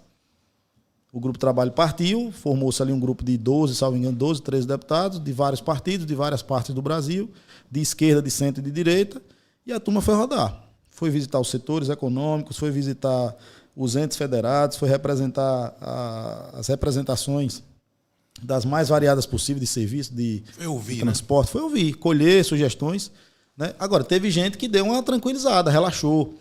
Ah, vamos ver, isso aí já teve outras vezes, agora você não vai andar, não vai caminhar. E teve muita gente que tratou com um certo desdém, sem muita fé. Por exemplo, a Frente Nacional de Prefeitos, ela se colocou contrária e não buscou contribuir. O que é que ela teve que fazer? Faltando 2, 3 dias, a Frente Nacional viu que o negócio ia acontecer, que a votação ia sair, que ele não estava participando. E aí teve que entrar na mesa de negociações, né? Conseguiu, não acredito que tudo que gostaria, mas sentou com a CNM também, a Confederação Nacional de Municípios, que representa os pequenos, conseguiu seus espaços. O que é que eu digo? Cada um que está se sentindo prejudicado, a proposta foi para o Senado. Ainda cabe melhorias lá. Nós saímos com a melhor proposta, com uma proposta perfeita, não. É para isso que existe o sistema bicameral no Brasil. A Câmara faz, o Senado revisa. Se chegar lá e modificar alguma coisa, volta para a primeira casa de novo, que é o que pode acontecer com a reforma tributária. Ela ainda pode voltar para a Câmara dos Deputados e a gente repassar aquilo dali, né, e aperfeiçoar o sistema tributário. Uma coisa que eu digo é, pior do que está hoje, eu não acredito que fique. Pelo menos a gente traz simplificação tributária, acaba com a cascata de tributos, você paga, aí eu venho para mim, eu pago também, vai para ele também paga, todo mundo paga imposto em cima de imposto. Sim. Então, Tiago, a gente vai entrar na política, mas antes, eu queria de forma breve que você falasse de 2 coisas que eu achei bastante interessante no seu portfólio de ações. a proposta da implantação do passe livre estudantil e também a questão da redução de filas de cirurgias pelo SUS através da elevação da tabela do SUS que é paga aos profissionais de saúde. Olha, falando do SUS, eu vou falar até por critério de importância, não que o Fundo de Transporte Estudantil não seja, porque também é, mas quando a gente fala de saúde, a gente fala de vida. Hoje eu sou vice-presidente da Frente Parlamentar das Cirurgias Eletivas, sou coordenador estadual da Frente Parlamentar de Cirurgias Eletivas, que tem o deputado Emidinho Madeira, lá de Minas, como presidente. Me convidou, né, com muita alegria, hoje eu faço parte dessa frente. Sou vice-presidente da Frente Parlamentar de Nefrologia, que tem à frente o presidente, o deputado Vinícius Carvalho, de São Paulo. Né, e a gente tem incentivado muito ao governo do Estado para poder fazer essas ações que tem feito agora. Né, no Opera Sergipe, no Enxerga Sergipe, por exemplo, né, que tem ajudado a reduzir muito. Eu tive agora há pouco uma parte da equipe, o secretário estava almoçando também com a gente lá, e a expectativa deles é que até o final do ano, aquelas especialidades que foram colocadas para se realizar a cirurgia, vai ter a segunda etapa já agora, salvo engano, em outubro, novembro, e a expectativa é que até o final do ano, nessas especialidades que o Estado colocou, o Sergipe não tenha mais fila. Vai começar outra, claro, mas que essas que estavam represadas até aqui, a gente consiga finalmente dizer que está resolvido.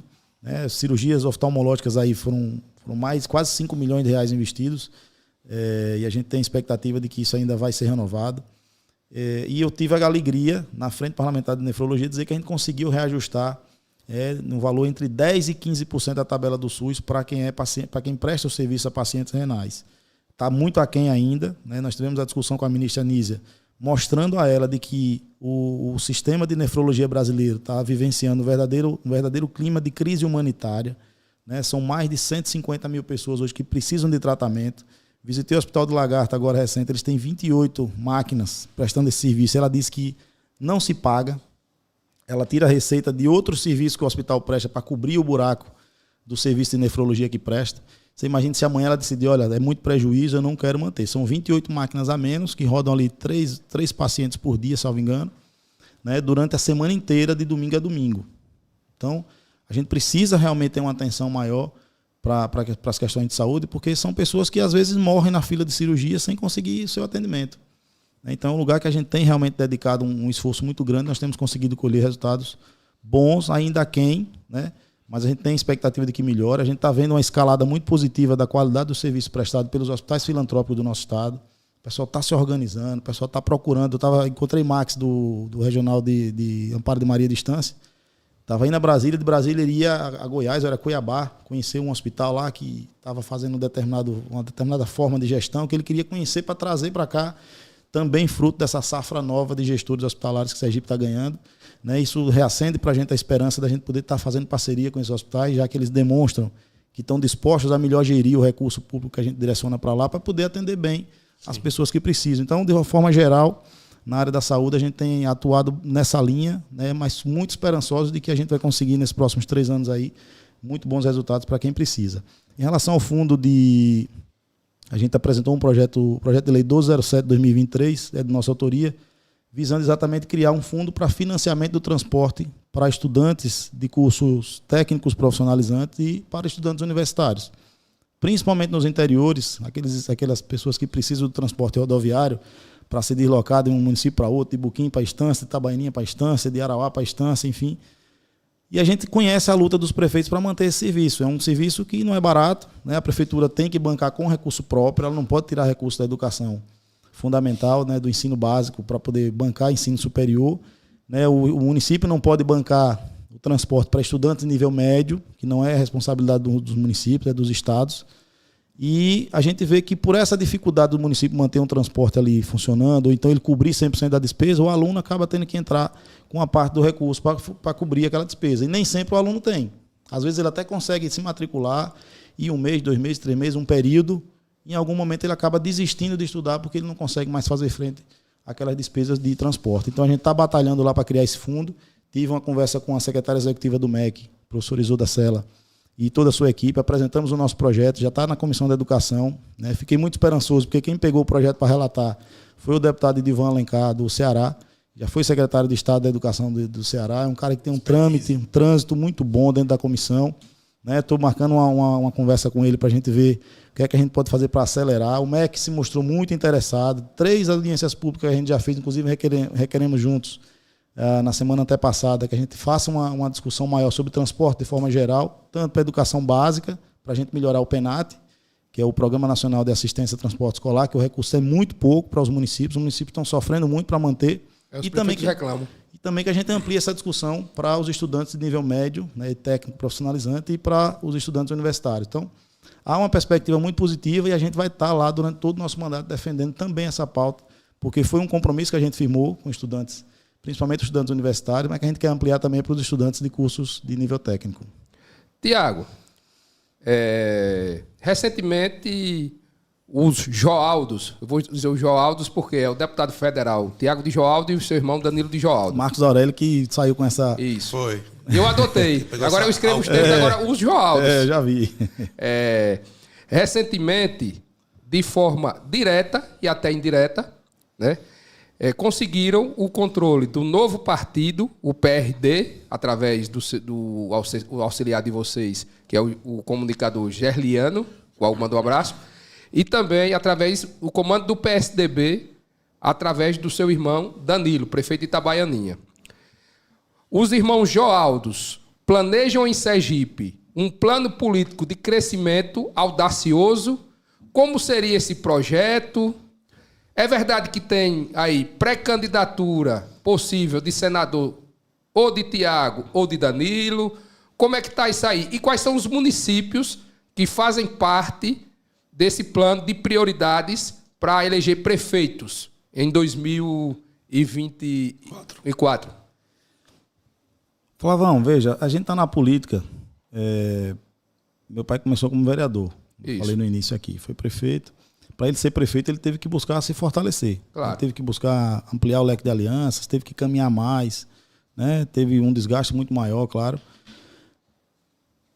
Manteve, né, a sua influência política ali até o último dia de vida, pela doação dele ao projeto político, né? Pela forma dele se dedicar às pessoas, às causas das pessoas, à cidade que ele vivia. Hoje, eu estou como deputado federal. Para chegar aqui, a gente sabe o caminho que foi. Isso. Né? Não foi de paraquedas, não. Eu sei disso. Eu não vou ter, em 2026, né, o mesmo cenário que eu tive em 2022. Quando você chega ao mandato, as coisas facilitam por um lado e se dificultam por outro. Então, nós não temos outra alternativa que não seja o fortalecimento político. Né? Claro. Buscar ampliar o leque de alianças, buscar fortalecer aqueles parceiros que estiveram conosco no primeiro momento. Esses, para mim, são prioridade. Eu não negocio, né, de nenhuma forma, não estar ao lado dessas pessoas, ajudar essas pessoas a também se fortalecerem politicamente. Eu não sei deixar amigo no meio do caminho, eu não sei não ser leal a quem me estendeu a mão. Eu não sei não ser grato, eu sou grato às pessoas que me estendem a mão. Acho que isso não é nem questão política, é questão pessoal. É a forma que eu tenho de lidar com as pessoas, né, de qualquer situação. Eu não vou fazer diferente na política. Então, nessas discussões de partido, como é que você está aqui, aí você vai buscar um determinado lugar, como eu falei aqui, nessa luta que nós estamos travando dentro do Progressista, para ajudar o nosso partido a crescer. Né? Esse foi o nosso objetivo desde o princípio.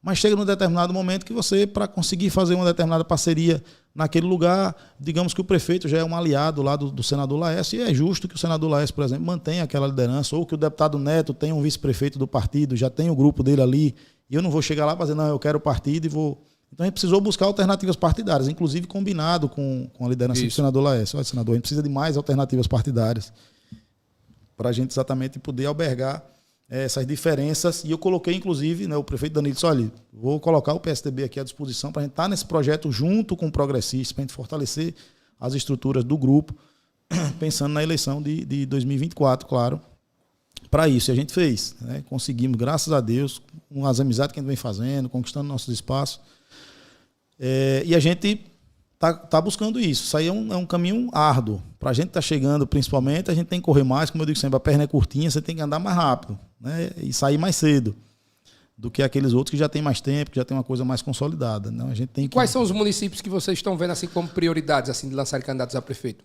Veja, os 5 municípios que votaram comigo, esses aí a gente tem buscado, né, ouvir os prefeitos, quais são os projetos que cada um tem, a gente vai estar buscando ajudá-los a consolidar o projeto de sucessão. Todos os 5 que votaram comigo não são mais candidatos à reeleição. Para quem está nos acompanhando, que talvez não saiba quais são os 5, está Itabaianinha. Itabaianinha, Porto da Folha, Buquim, Umbaúba e Poço Verde.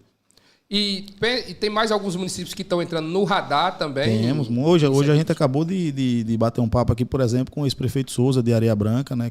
Gente boa. Gente finíssima, gostei muito dele. Pessoa excelente. Manteve contato com o prefeito Danilo, foi filiado ao PSDB, um dos mandatos dele de prefeito foi coincidente com o de meu pai. Né? E saímos aqui hoje, fechamos parceria em Areia Branca, ele vai decidir depois se sai candidato a vereador, a vice-prefeito ou a prefeito. Mas, né, saímos de lá bem encaminhado, conversamos com o pessoal em Carira. Vou sábado agora para o município de Pedra Mole, o vice-prefeito Dunga também tá nesse projeto já com a gente. A gente está com um projeto muito firme em Propriar, com o Luciano de Menininha, né, que está construindo uma candidatura muito forte da oposição. Ele tem colocado o nome dele à disposição, mas tem ouvido outras lideranças lá. Foi muito bem votado na eleição passada, chegou próximo. Teve quase 11 mil votos para deputado federal. Não, e prefeito. E prefeito foi bem divididozinho lá. Foi realmente um nome, né? Nós temos aqui em Instância o nome do Dr. Ivan Leite, que a gente tem trabalhado. Aqui em Itapuranga, a gente está construindo junto com o Ivan Sobral, né, que tem colocado o nome dele à disposição. Tem o vereador Felipe lá, que está buscando... Felipe foi meu colega de escola. Uma construção. Até vou estar com o Ivan agora à noite para a gente conversar um pouquinho sobre lá. Socorro, a gente tem conversado bastante. Tivemos uma reunião agora na semana passada com o Elmo Paixão, com o Clécia, que votou com a gente, com o Samuel. Nos próximos dias eu vou estar conversando com outros integrantes do grupo, como o ex-vereador Tico do Guajará, como o seu Joaldo, Paulo do Mutirão, enfim, uma turma que votou com a gente está fazendo por etapa, por Socorro também ter uma importância muito grande. Tivemos conversando com o vereador Joca, de São Cristóvão, né? O prefeito Marcos Santana esteve lá, eles são aliados políticos. Eu fiquei de fazer uma visita ao Hospital Senhor dos Passos e fazer uma visita ao vereador, conversar sobre a política local também para a gente poder ajudar. Estamos iniciando aí, né, a possibilidade de conversar política também na Barra dos Coqueiros. Gararu, né, o presidente da Câmara lá é aliado, salvo engano, do deputado Pimentel. Tem o vice-prefeito Giovan, que votou comigo. A gente está buscando ver se consegue agregar essas pessoas. E você, quem é o candidato a senador? É você ou seu irmão? Não, então, hoje o nosso foco é a reeleição. Né? O foco que a gente tem hoje, porque você chegar num espaço de deputado federal que não é fácil, né? Você manter, acho que a segunda eleição, pelo menos é que eu escuto de muita gente que já foi reeleito, que é um desafio tão grande ou maior até do que o primeiro. Então, o nosso grande projeto hoje é o projeto de reeleição, de formar um grupo de pessoas, identificar outros nomes, talvez até dessa safra nova que vocês trouxeram aqui no início, para a gente poder estar agregando, né? E lá na frente a gente pensar numa chapa, né? O progressista está aí com toda a estrutura, o prefeito Danilo vai trabalhar forte no PSDB também. Então o objetivo nosso hoje é trabalhar a reeleição e ajudar agora em 2024 as pessoas que vão estar conosco em 26 juntos. Tiago, 2024 vai ser uma eleição na qual o governador Fábio Mitidieri vai buscar uma consolidação do seu grupo através das eleições daqueles, né, de todo o mapa do estado que ele teve que construir para ser conduzido à vitória em 2022. Vocês hoje fazem parte da base aliada do governador.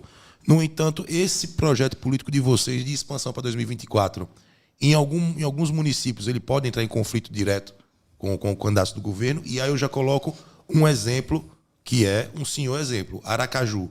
Vocês podem, por exemplo, estar fechando um acordo com Emília, que já é pré-candidata?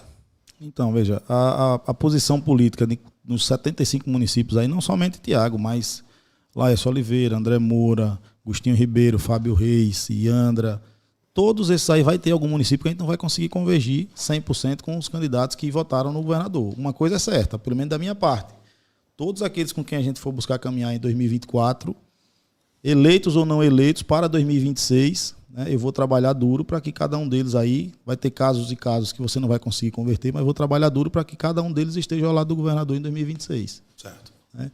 Então, independentemente das posições que a gente adota em cada município, que eu disse, a única coisa que eu não negocio é deixar amigo, é deixar parceiro no meio do caminho sozinho, para agradar ninguém. Né? Porque se eu fizer isso, eu tenho uma fala do próprio ex-governador e saudoso Marcelo Deda, que aquele cara que não é fiel não é leal aos seus amigos, ele não é leal à política, não é leal ao eleitor, não é leal ao povo. Então eu não vou fazer isso. Né? Eu estaria ferindo de morte, né, os meus princípios se eu agisse de forma diferente. Então o que eu posso dizer eu tenho certeza que o governador em 2026 vai precisar o máximo possível de aliados fortes para ajudá-lo no projeto de reeleição.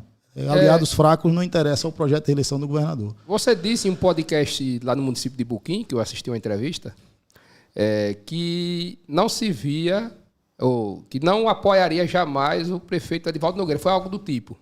Você afirmou lá, até saiu um recorte e publicaram. Isso. Você continua mantendo essa análise crítica em relação a Edivaldo em Aracaju? Vocês estão pensando com certeza. Em Aracaju, você não caminha com Edivaldo Nogueira, mesmo que seja o candidato do governador. Não, Edivaldo Nogueira, veja, o que é que a gente quando eu tive no meu processo eleitoral de 2022, né, eu vivenciei uma situação que muita gente já me dizia, olha, Edivaldo é no processo eleitoral, quando tem interesses dele em jogo, ele é o melhor do mundo. Agora, depois superado, atingido os objetivos dele, ou quando ele vê que você não tem mais utilidade, ele é outro Edivaldo, completamente diferente. E eu vivenciei isso, uma coisinha simples, não foi nada... Né, enquanto eu estava buscando partido para me filiar, né, um dos contatos que eu recebi através de um pedido do ex-deputado Machado, foi de eu falar com o prefeito, que o prefeito queria me fazer um convite para o PDT, eu conversei com ele e tal. Enquanto eu não tomei decisão, eu recebia mensagens e ligações do prefeito semanalmente. Quando eu decidi pelo Progressistas, eu tive o cuidado de ligar para todos os 16 partidos ou mandar mensagem para os dirigentes dos 16 partidos para agradecer o espaço que me deram, por convite que me fizeram. Né? Porque, como eu falei, eu costumo ser grato, né, por tudo. E eu mantive contato com todos. Quem não me atendeu na ligação me retornou uma mensagem, exceto Edivaldo Nogueira. Então, meu irmão dizia, eu já lhe dizia, ali não era lugar para você caminhar, porque a gente via a forma dele conduzir a política nos encontros de prefeito que a gente fazia Brasil afora, não dava um bom dia, não cumprimentava ninguém, por isso, inclusive, teve dificuldade de colocar seu nome como governador, exatamente por essa dificuldade Fábio de relacionamento. Fábio é governador por causa da postura dele de relacionamento. Exatamente. A análise de muita gente é essa. Todo mundo é acostumado, por exemplo, com o governador, hoje o governador, mas então Fábio, atencioso, um cara aberto, super carismático, um cara que tinha... Né? Aí você colocando de frente com ele, os prefeitos do interior que já conheciam, qual foi o apoio que ele teve de prefeito do interior? E por quê? Porque ele era... Não, pela forma dele atuar na política. Então, se eu já conheço o jeito de Edivaldo de ser, eu amanhã apoiar um candidato a prefeito tirado da cartola de Edivaldo Nogueira, chance zero. Né? Então, por isso eu digo, olha, tive uma conversa só com a vereadora Emília, né? e disse numa conversa que eu tive com o Luiz Carlos Foca, na participação que fiz no programa dele, que eu tenho a minha vontade hoje, naquele momento eu disse, a minha vontade de hoje é de apoiar a vereadora Emília, se ela quiser. E o se ela quiser depende dos fatores, se ela buscar construir isso, se ela achar que é importante também para a eleição, se for uma coisa recíproca, isso é uma construção. Né? Mas manifestei isso e disse ao governador das minhas razões de não querer caminhar com o Edivaldo.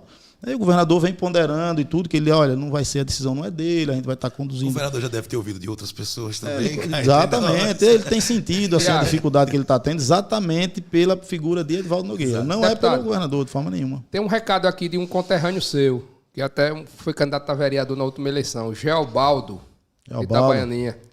É o homem de Geórgio de Itabaianinha. Ele botou aqui, boa tarde, Flávio, Anderson e o deputado Tiago. Vejo com extrema importância uma reforma nas leis, urgente.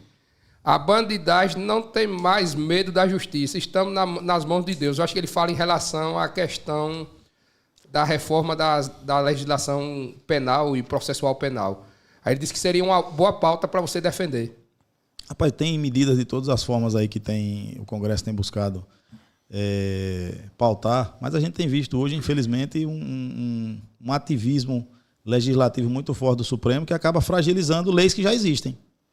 Mas isso aqui o tribunal entende que a partir de agora isso aqui não é tão grave como era. Por exemplo, claro agora da questão das drogas.